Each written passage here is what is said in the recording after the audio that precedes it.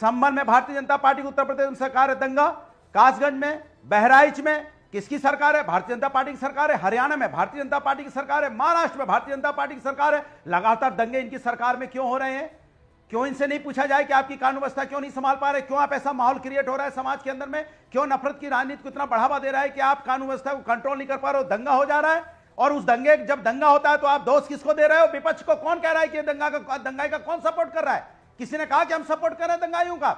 इस देश के अंदर में कोई दंगाइयों को सपोर्ट नहीं करता, चाहे कट्टरपंथी किसी धर्म का हो, किसी जात किसी मजहब का हो। अगर कट्टरपंथी है, दंगा कर रहा है, तो दंगाई के रूप में उसको सजा कड़ी से कड़ी देनी चाहिए। लेकिन आप अपनी सजा ना देके अपनी नाकामी को छुपाने के लिए उंगली उठा रहे हो, इधर जबरदस्ती उंगली उठा रहे हो विपक्ष के ऊपर में। विपक्ष की सरकार तो है नहीं वहां पे, और आपको तो उनकी कब्र खोद के पता नहीं क्या। इनका तो क्या है कि औरंगजेब के, जब से औरंगजेब को इन्होंने कब्र से निकाला है, मजा आया, और कंधे पे टांगा है, लेके औरंगजेब को घूम रहे हैं, और फिल्म सिटी में हर स्टूडियो में छोड़ दिया है उनकी आत्मा को। और उसके बाद वो जिन्न चिल्ला रहा है औरंगजेब के, और उनके जो औरंगजेब के महिमा मंडन करने वाले ये जो भारतीय जनता पार्टी के नेतागण आपके डिबेट में आते हैं, औरंगजेब औरंगजेब चिल्ला चिल्ला के क्या देश को क्या देना चाहते हो भाई? औरंगजेब से देश को क्या लेने देना? एक क्रूर शासक का देश से क्या मतलब है भाई? क्या लेने देना? मैं आपसे, उन्होंने अपने शब्द वापस ले लिए थे, लेकिन इनसे पूछा जाए कि जेडीयू के विधायक ने बोला उसने अपने शब्द वापस नहीं लिए। किसने हीरो बनाया? मेरी बात सुनिए, मैं अपनी बात पूरी कर, पूरी बात बोल तो दी। आप क्या पुराण पूरा पुराण पढ़ेंगे? भारतीय जनता पार्टी हीरो बनाए घूम रही है। सुन लीजिए, भारतीय जनता पार्टी पूरा का पूरा इसको हीरो बनाए घूम रही है। भारतीय जनता पार्टी को उनके कब्र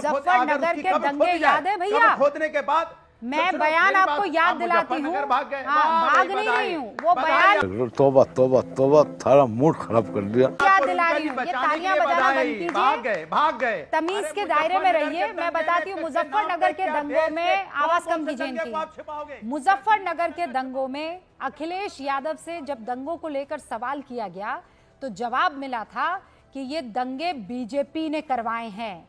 याद दिला दूं आपको मैं, अनुराग भदौरिया, ये किसी और ने नहीं कहा था। आप चीखेंगे मैं आपकी आवाज बंद कर दूंगी, मैं आपकी आवाज बंद कर दूंगी, मैं बिल्कुल बंद कर दूंगी। तथ्य को ना छिपाएं आप। मैं सिर्फ याद दिला रही हूँ कि अगर ना अभी आपने अखिलेश जी का याद दिलाया ना, आवाज बंद कीजिए इनकी। अखिलेश जी की बात याद दिलाई ना आपने कि हमने अखिलेश जी का फोटो लगा दिया होता और ये कह दिया होता। अखिलेश जी ने उस वक्त कहा था कि ये दंगे बीजेपी ने करवाए हैं। तो आज आपको लग रहा है कि ये फडणवीस ये बात बोलेंगे, और बोलेंगे तो मैं उनको कटघरे में खड़ा करूंगी। अब बात सिंपल सी ये आ जाती है कि आप लोग जो दंगा करने के फुल प्रूफ तरीके से तैयारियां और रणनीति बना रहे हैं, उनकी तरफ कब बोलेंगे? उनका मुंह, उनके हाथ को कब रोकेंगे? एक बड़ा सा सवाल। मैं नहीं बताऊंगा। अब नुजेश अवस्थी। रूबिका जी, मुझे हैरत हो रही है कि आज अनुराग भदौरिया कह रहे हैं कि जो अपराधी है, जिसने हिंसा की, उसको जेल में डालो, उसके खिलाफ कार्रवाई करो। अरे भाई, ये वो पार्टी है जो बम जिन्होंने फेंके उनके मुकदमे वापस लेने के लिए पहुंच गई थी कोर्ट में, और कोर्ट ने कहा अभी तो आप सिर्फ मुकदमे वापस लेने आ रहे हो, अभी तो आप इनको पद्मश्री भी दोगे क्या? अच्छा। और उसके बाद सब कन्विक्टेड हुए। कोई ऐसा नहीं कि कोई निर्दोष था उसमें जिसके ये वापस लेने गए थे। ये वो पार्टी अनुराग भदौरिया जो आज ताली बजा बजा करके यहाँ पे बात कर रहे हैं।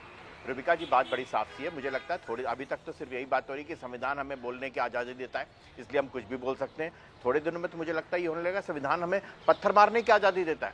आप बताइए, हनुमान जयंती हो, रामनवमी हो, दुर्गा विसर्जन हो, गणपति विसर्जन हो, गरबा हो, कौन सा ऐसा है जहाँ पर पत्थर न बरसाए गए? आप ये बताइए कि ये सब कह रहे हैं कि पड़ोस से आए थे। पड़ोस से क्या, पाकिस्तान से आए थे क्या? हिंदुस्तान का मुसलमान ही था ना वो। कैसे?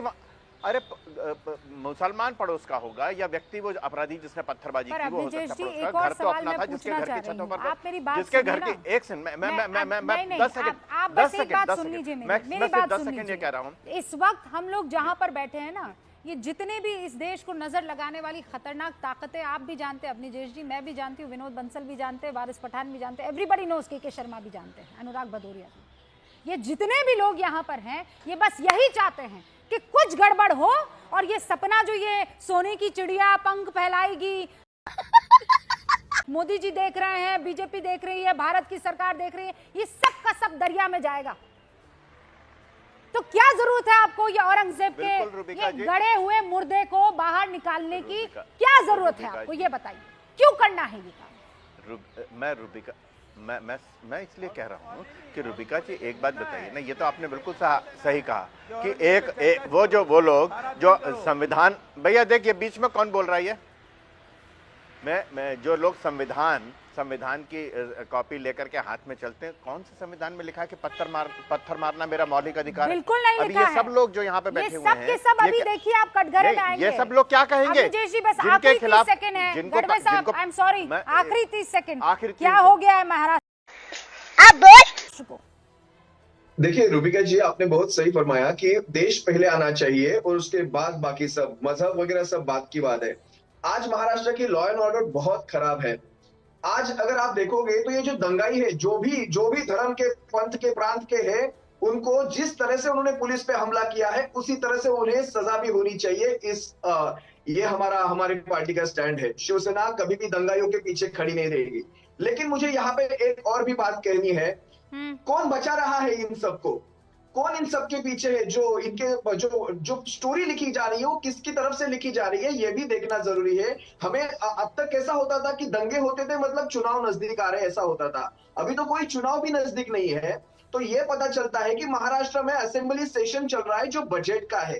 पूरा का पूरा ध्यान हटाया जा रहा है। आप देखिए 33 पुलिसों पे हमला है, 33, उसमें से 3 मेरे हिसाब से एडिशनल सीपी है, उसके वो लेवल के सीपी है, उन पे अगर कुल्हाड़ियों से हमला किया जाता है तो आप पुलिस की तो नाकामी है। ये जो अनुराग भदौरिया कह रहे हैं ना, ये पुलिस की तो नाकामी है। के शर्मा जी, आपकी बेटा सरकार में दंगे होंगे तो आपको कटघरे में खड़ा किया जाएगा।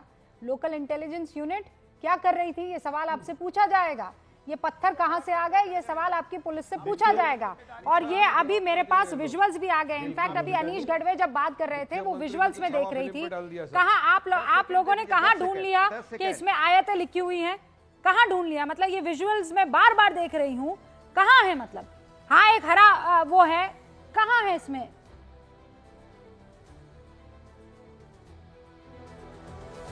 नहीं भाई, ऐसा है कि इसमें वो है, ये देखिए, ये वो पॉइंट है जहां पर आयत लिखी हुई सी दिख रही है।